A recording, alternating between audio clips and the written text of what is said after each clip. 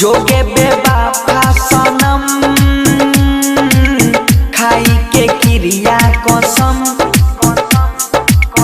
कहली कि साथ में छोड़ब तोहर सातो जन्म प्यार वाला कहानी के कोयले खत्म डाल ही दिलवा में लागे कि मर जाइबो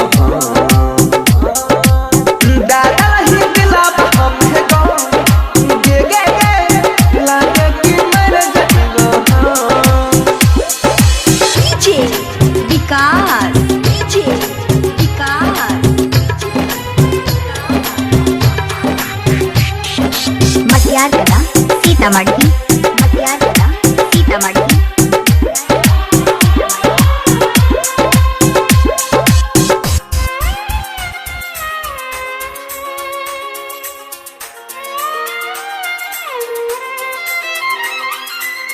जीवन हम तोरा बिन सहे न सकबो सितम पागल कहै छै जमाना के देलहि जे माथा पागम सहन पई बहुत गाई जान तो हर कसम देलहि दिलवा में लागे कि मर जाइबो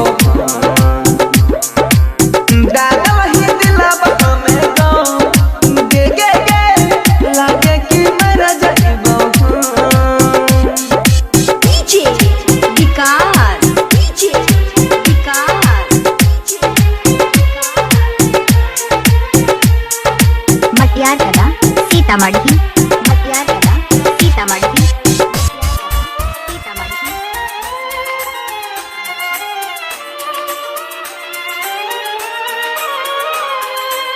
बन गेला ही इतना कथा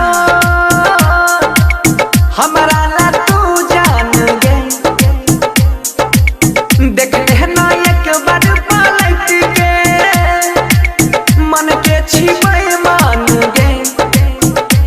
कहे मनी सब धरथिया दिए तो हरदम डाल ही दिलवा में लागे कि मर जाइबो